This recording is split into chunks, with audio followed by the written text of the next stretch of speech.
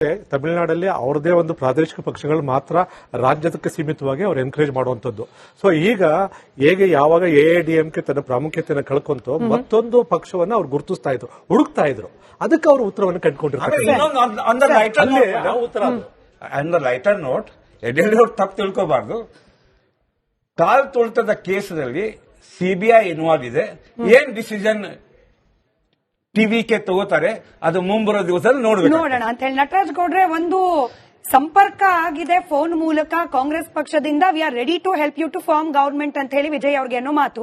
But ಅನಿವಾರ್ಯ ಅಲ್ಲ, ಅಲ್ಲಿ ಸಿಪಿಐ ಇದೆ, ಸಿಪಿಐಎಂ ಇದೆ, ಮತ್ತೊಂದೆರಡು ಪ್ರಾದೇಶಿಕ ಪಕ್ಷದಿಂದ ಕೂಡ ಒಂದೆರಡು ಕ್ಷೇತ್ರಗಳಲ್ಲಿ ಗೆಲುವನ್ನು ಸಂಪಾದಿಸಿದ್ದಾರೆ. ಹಾಗಾಗಿ ತಮಿಳುನಾಡಿನಲ್ಲಿ ನಿಮ್ಮ ನೇತೃತ್ವದಲ್ಲಿ ಅಥವಾ ನಿಮ್ಮ ಸಹಯೋಗದಲ್ಲಿ ಸರ್ಕಾರ ಬಂದೇ ಬಿಡಬೇಕು ಅನ್ನೋ ಅನಿವಾರ್ಯತೆ ಕಂಡು ಬರ್ತಾ ಇಲ್ಲ. ಕೇಳ್ತೇನೆ, ಇಂಡಿ ಏನ್ ಅವ್ರ ಒಕ್ಕೂಟ ಇದೆ, they are fight along with DMK ಅವರು ಫೈಟ್ ಮಾಡಿದ್ರು. ಡಿಎಂಕೆ ವಿರುದ್ಧವಾಗಿ ಅನ್ನೋ ರೀತಿಯಲ್ಲಿ ನಿರ್ಧಾರ ಆಗುತ್ತೆ. ನಟರಾಜ್ ಗೌಡ್ರು ಸೇರಿಸ್ಕೊಂಡು ಉತ್ತರ ಕೊಡಿ. ಈಗ ಒಂದು ಬಹಳ ಇಂಪಾರ್ಟೆಂಟ್ ಅಂದ್ರೆ ಟಿವಿಕೆಗೆ ಕಾಂಗ್ರೆಸ್ ಆಲ್ರೆಡಿ ಬೆಂಬಲವನ್ನ ಅವರು ಕಮ್ಯುನಿಕೇಟ್ ಮಾಡಿದ್ದಾರೆ, ನಮ್ಮವರು ಕೂಡ ಚರ್ಚೆ ಮಾಡಿದ್ದಾರೆ. ಅದಕ್ಕೆ ಸಿಪಿಐ ಮತ್ತೆ ಬೇರೆ ಸಣ್ಣ ಸಣ್ಣ ಪಕ್ಷಗಳನ್ನೆಲ್ಲ ಸೇರಿಸಿಕೊಂಡು ಅವರಿಗೆ ಬೆಂಬಲವನ್ನ ಕೊಡ್ತೀವಿ. ಅದು ಟಿವಿಕೆ ಗವರ್ಮೆಂಟ್ ಫಾರ್ಮ್ ಮಾಡುತ್ತೆ. ಇದು ಸ್ಪಷ್ಟ ಇದೆ. ನಾವು ಕಾಂಗ್ರೆಸ್ ಅವರಿಗೆ ಬೆಂಬಲವನ್ನು ಕೊಡ್ತೀವಿ. ಏನಾಗ್ತದೆ ಹಂಗಂದ್ರೆ ನೋ ಇಶ್ಯೂಸ್. ಅವ್ರನ್ನ ಟಿವಿಕೆನೂ ಕೂಡ ಇಂಡಿಗೆ ಸೇರಿಸ್ಕೊಂತೀವಿ. ಇಂಡಿಯಾ ಒಕ್ಕೂಟಕ್ಕೆ ಲೆವೆಲ್ ಲೀಡರ್ಸ್ಗಳು ನಾವಿನ್ನೂ ನಿರ್ಧಾರ ತಗೊಳ್ಳಿಲ್ಲ ಅಂತ ಹೇಳಿ ಹೇಳ್ತಾ ಇದ್ದಾರೆ, ಇವರು ಕೊಡ್ತೇವೆ ಅಂತ ಹೇಳಿ ಹೇಳ್ತಾ ಇದ್ದಾರೆ. ನಾನು ಹೇಳ್ತಾ ಇದ್ದೀನಿ, ಮತ್ತೆ ನಾನು ಅಧಿಕೃತ spokes person, senior most spokes person of Karnataka Congress party. So ನಾನು ಹೇಳ್ತಾ ಇದ್ದೀನಿ, ನಾವು ಅವರಿಗೆ ಬೆಂಬಲವನ್ನು ಕೊಡ್ತೀವಿ. ಅದು ಚರ್ಚೆ ಇದೆ ಎರಡು. ಯಾಕಂದ್ರೆ ಟಿವಿಕೆ ನಮ್ಮನ್ನ ಅಪ್ರೋಚ್ ಮಾಡಿತ್ತು.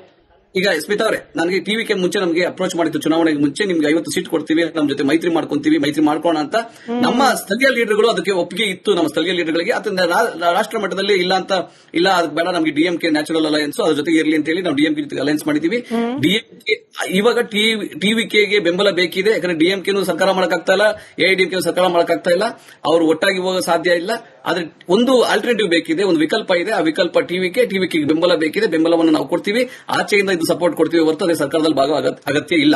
ಒಂದು. ಎರಡನೇದು ನೋಡಿ, ನಾನು ತೃಣಮೂಲ ಕಾಂಗ್ರೆಸ್ ಸರಿ ಮಾಡಿತ್ತು, ಸರಿ ಮಾಡ್ತಾನೆ ಇತ್ತು, ನಾನು ಅದ್ರ ಬಗ್ಗೆ ನಾನು ಚರ್ಚೆ ಮಾಡೋದಿಲ್ಲ. ಯಾಕಂದ್ರೆ ಅದಕ್ಕೆ ವಕ್ತಾರ ಅಲ್ಲ.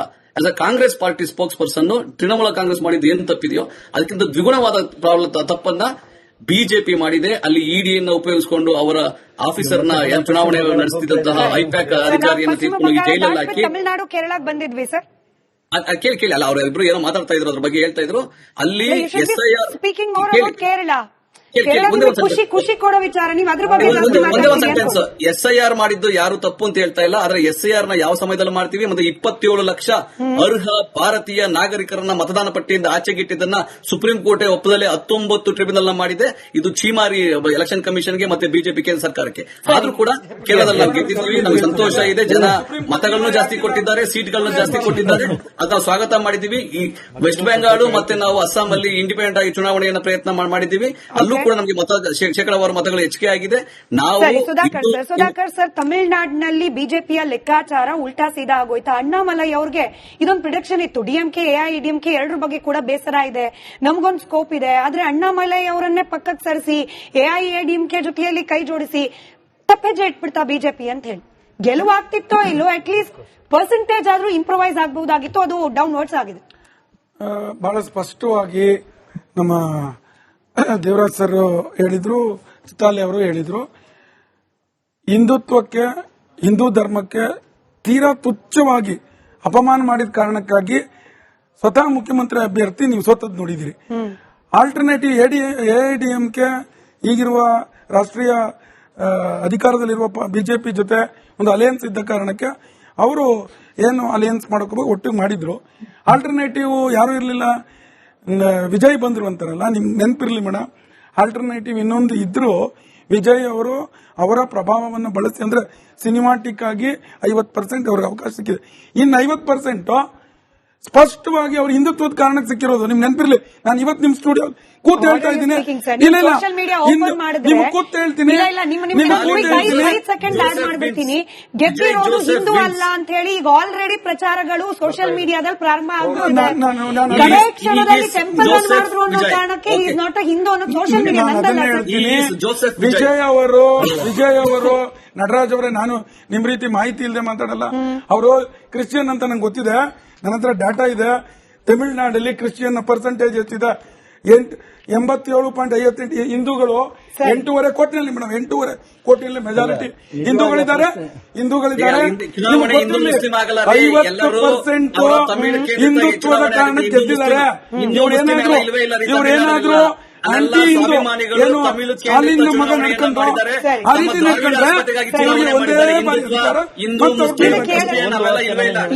ಬಿಜೆಪಿ ಮಾತ್ರ ಮಾಡೋದು. ಹಿಂದೂ ಮುಸ್ಲಿಂ ಬೇರೆ ಯಾರು ಮಾಡೋದಿಲ್ಲ. ರಾಜಕೀಯದ ದೃಷ್ಟಿಯಲ್ಲಿ ಕಳೆದ 60 ವರ್ಷಗಳಿಂದ ಇದ್ದಂತಹ ಎರಡೂ ಪಾರ್ಟಿಯನ್ನ ಬಿಟ್ಟು ಮೂರನೇದನ್ನು ಯಾಕೆ ಆಯ್ಕೆ ಮಾಡಿದ್ರು ಅಂತ ಹೇಳುವಂತದ್ದೇ ಇವತ್ತಿನ ನಿಜವಾದ ಪ್ರಶ್ನೆ. ಇದನ್ನ ಯಾರೂ ನಿರೀಕ್ಷೆಯನ್ನು ಕೂಡ ಮಾಡಿರಲಿಲ್ಲ. ಆದರೆ ಡಿಎಂಕೆ ಮತ್ತು ಅಣ್ಣಾ ಡಿಎಂಕೆ ಈ ಎರಡರನ್ನ ಜನ 60 ವರ್ಷಗಳಿಂದ ನೋಡಿ ಈಗ ಹೊಸ ಜನರೇಷನ್ ಬಂದಿದೆ. ಅಲ್ಲಿ ಮೂರು ತಲೆಮಾರುಗಳು ಬಂದಿದ್ದಾವೆ. ಅವರಿಗೆ ಹೊಸ ಆಕಾಂಕ್ಷೆ ಇರ್ತದೆ. ಸರಿಯಾದ ಸಮಯಕ್ಕೆ ಈಗ ವಿಜಯ್ ಅವರು ಅವರಿಗೆ ಇವರು ಬದಲಿ ಅಂತ ಹೇಳುವಂತದ್ದು ಕಂಡ್ರು. ಇಲ್ಲ ಅಂತ ಹೇಳಿ ಆದ್ರೆ ಈಗ ಚುನಾವಣೆಯಲ್ಲಿ ಆಗುವಂತಹ ಯಾವುದೇ ರೀತಿಯ ಈ ಹಣದ ವಹಿವಾಟು ಯಾವುದೂ ಇಲ್ಲದೆ ಒಬ್ಬ ವ್ಯಕ್ತಿ ಗೆಲ್ಲಬೇಕು ಅಂತ ಹೇಳಿ ಆದ್ರೆ ಜನ ಒಮ್ಮೆ ಓಟ್ ಕೊಡ್ತಾರೆ. ನೀವೇನು ಹೇಳ್ಬೋದು ಸರ್, ಇದಕ್ಕೆ ಸುಧಾಕರ್ ಅವರು ಧ್ವನಿಗೂಡಿಸಬಹುದು. ಒಂದೇ ನಿಮಿಷ ಅವನು ಏನ್ ಗೆದ್ದು ಬಂದಿದ್ದಾನಲ್ಲ, ಅವನು ಅರವಿಂದ್ ಕೇಜ್ರಿವಾಲ್ ಆಗಬಾರ್ದು ಅಷ್ಟೇ. ಸರಿ, ಎಡಲಿ ಸರ್, ಎಷ್ಟೇ ಪ್ರಯತ್ನ ಪಟ್ಟರೂ ಕೂಡ ದಕ್ಷಿಣದ ರಾಜ್ಯಗಳ ಮತದಾರರ ವಿಶ್ವಾಸ ಗಳಿಸುವಲ್ಲಿ ಬಿಜೆಪಿ ಸಕ್ಸಸ್ಫುಲ್ ಆಗ್ತಾ ಇಲ್ಲ. ಕಾಂಗ್ರೆಸ್ ತೆಕ್ಕೆಗೆ ಇದೀಗ ತೆಲಂಗಾಣ, ಕರ್ನಾಟಕದ ಜೊತೆಗೆ ಕೇರಳ ಕೂಡ ಆಡ್ ಆನ್ ಆಗ್ತಾ ಇದೆ. ಹೌದು, ದಕ್ಷಿಣ ಭಾರತದ ದ್ರಾವಿಡಿಯನ್ ಸಂಸ್ಕೃತಿ ಏನಿದೆ ಅಲ್ವಾ, ಅದು ಯಾವತ್ತೂ ಸಹಿತ ಈ ಆರ್ಯನ ಸಂಸ್ಕೃತಿ ಜೊತೆಗೆ ಹೊಂದಾಣಿಕೆ ಆಗೋದಿಲ್ಲ. ಸೊ ಒಂದ್ ನಿಮಿಷ ಇವ್ರಿಗೆ ಕೊಡಿ, ದಯವಿಟ್ಟು ನನ್ನ ಟೈಮ್ ಅವ್ರಿಗೆ ಕೊಡಿ.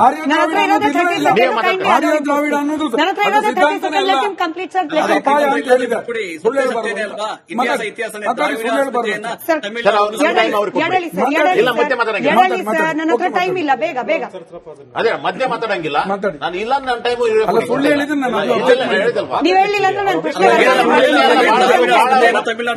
ಹೇಳ್ತಾ ಇದ್ದೀನಿ.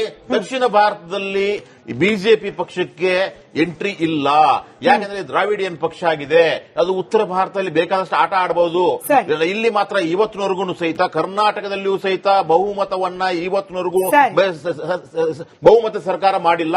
ಹಿಂಬಾಗಿಲಿನ ಮೂಲಕನೇ ಸರ್ಕಾರ ಮಾಡಿದೆ.